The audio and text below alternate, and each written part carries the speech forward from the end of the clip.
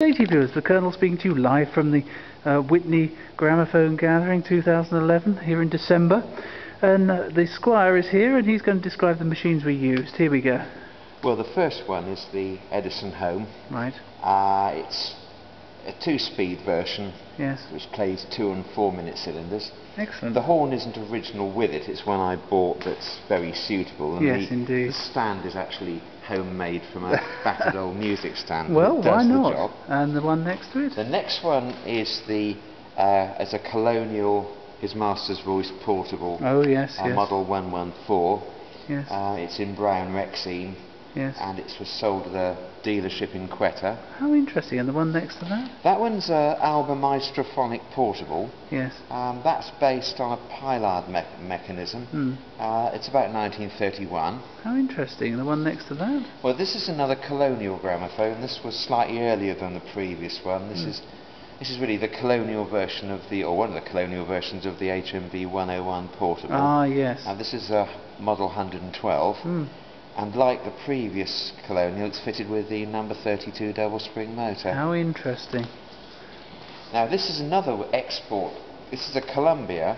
It's very similar to the model 113A, which most collectors are fairly familiar with, but this I believe to be an export or a Colonial version. Right. Because it's got the Plano reflex tone. Indeed, yes. And it's finished in chrome, and it's got this kind of almost an Indian green, isn't it? How extraordinary. This one's a Pathé reflex table gramophone. I'm not quite sure of the year of these. They're about 1915. I would have thought so. That like wouldn't that. be in the sure upper half is metal, isn't it? It is indeed, yes. How interesting. We go on to the machines up here. Oh yes. Well, this first one is an enormous yes, horn gramophone. We understand it was produced by a company called Blankenstein's. How interesting. And it's not made up in recent times. But no, I think they were actually sold with sort of excess G&T parts on a Thorens base with a G&T Continental horn. Absolutely. Perfectly genuine machine. Yes, it's just not in the catalogue. I do have the canvas covered box to put it in. Yes, and then we've got the Lumiere, of course. Yes, that one's about 1924. Wonderful. And next to that? An Edison Diamond disc. Oh, is it a London one? I believe it is. I'll just check. Yes, I believe it is. Yes, it's a dual standard one. Oh, it plays yes. The long play and standard. And then we've got the the Cafe Automat. Yes. Now I believe this to be about 1910. Wonderful. Probably made in Austria or Germany, but it was used in a cafe in Ljubljana. Right, and then down here we've got the magnificent Vivatonal Columbia. Yes, this is the Plano reflex one. This has got the full size Plano reflex. Ah, yes, horn, yes. About 1929. How interesting. And we go over here to the HMV prototype. Now, many people say that gramophones are unique. Well, I think this one probably is. It has 2 horns, because doesn't it? It's got twin horns. The horns were actually a sort of manufactured device, weren't they? They were indeed. And they obviously did an experimental or prototype.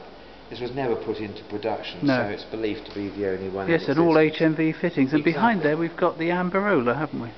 Yes, this is an Amberola 50 in light oak. Very nice machine, plays 4 minute blue Amberol cylinders. How super. And then we go on to the portables, and there is my green 102 in its original canvas case. Next to it the teak Indian, Swiss supply company Delhi, but beautiful machine. And then we've got a Robert's Best Tone here, the one where you have to play with the lid down. And what's this one next to it? Well, this is a Gilbert. This is made by C.H. Gilbert of Sheffield, one of their portable models. Very nice a gramophone indeed. Very big and heavy, fitted with the... It is more like a table grand, isn't it? Yes, it's a big chunky machine. With space underneath for records. How interesting. And next to that, this is a trench decker, probably about 1915, 1916. Fitted in a fibrosite case. Yes. Now this is a very unusual portable. I've never seen another example of this one. This is called a Mikado. Ah, yes. And it's got this extremely long tone arm and sound system. It gives it a superb tone. How extraordinary. Next to that? Well, this is one of the Pathé Reflex portables. Yes. With this Actual, isn't it? Yes, it is something yes, like something that. like yes. that. Yes. How interesting. And next to that, we've got this is another Gilbert. Yes. There again, like the previous one, it's about the only one I've ever seen of this particular model. Another mother of pearl fronted soundbox, probably about 1931. How interesting. And we go on to my Beltona Ever Ready gramophone.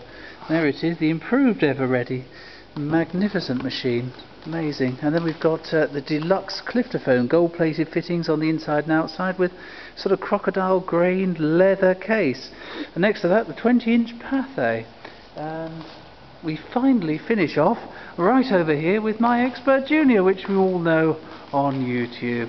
So there we go. Thank you, viewers. Hope you enjoyed that tour of the machines used at the December Gramophone gathering by the New Expert Committee. Thank you, viewers, and goodbye.